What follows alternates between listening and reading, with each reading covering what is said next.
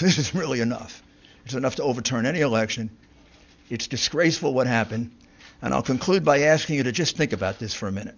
What happened on the morning of November 3rd when they were going to count this new kind of ballot, this mail-in ballot?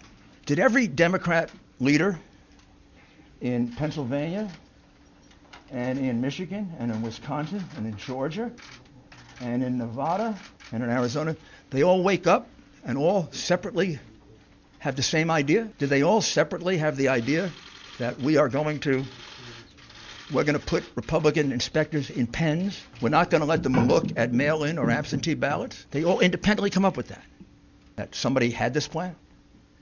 Maybe that was always the plan? To do this very, very questionable form of voting? I think the logical conclusion is this is a common plan, a common scheme. It comes right directly from the Democrat Party, and it comes from the candidate. You may have recognized him, but if you didn't, that was Trump's trusty, dusty attorney, Rudy Giuliani, just reinforcing the reality that Trump is going to do his damnedest to undermine Biden's win of the 2020 presidential election. And according to multiple sources in the Trump campaign, the president's new strategy for staying in power is to persuade state legislature to simply declare him the winner. And right now, well, Trump, his eyes are on Michigan. But how does his new angle jive with the law? Well, I'm attorney Adrienne Lawrence, and I've got the deets for you. This is Overruled.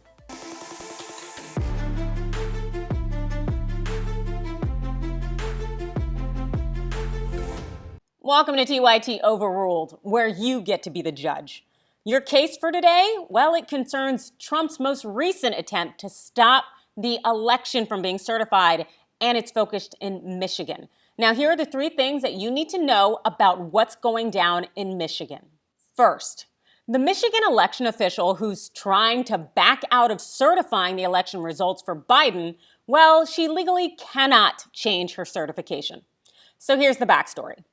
On Tuesday, a bipartisan panel of 2 Republicans and 2 Democrats in Wayne County unanimously certified its presidential results for Biden, the winner. Now to note, Wayne County is Michigan's largest county. It's also its blackest county and the blackest in the nation with 80% black people. Anyway, so that night, Trump called at least one of those 2 election officials, a Republican one named Monica Palmer, to thank her for her support.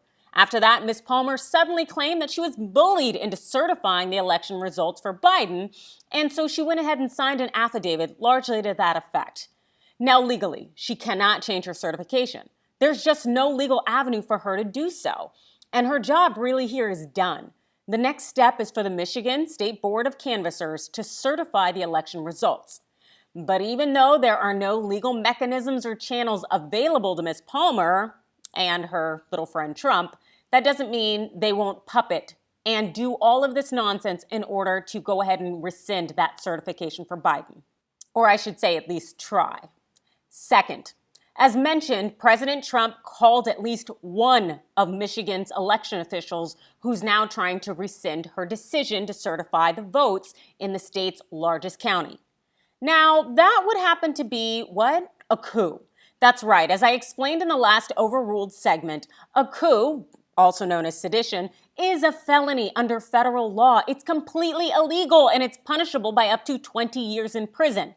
In plain sight, Trump is unapologetically conspiring to overthrow the U.S. government, and so he can remain in power. But no one is doing anything about it.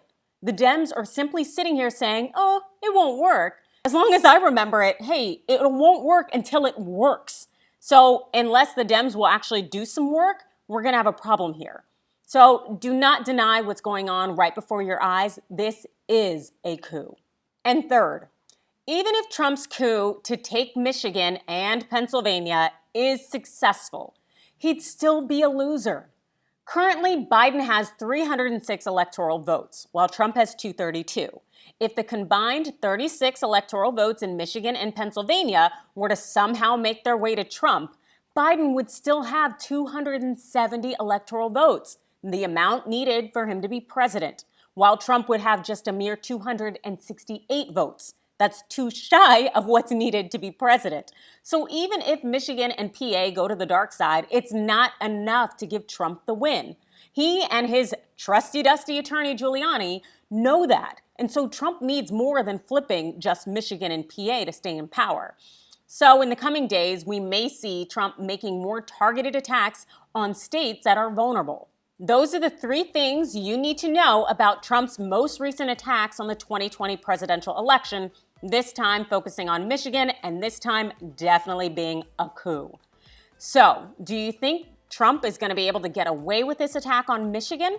Or do you think someone's going to intervene and actually do something about it? Let me know in the comments below or hit me up on Twitter using hashtag TYTOverruled. Follow us here for more. Thanks for watching.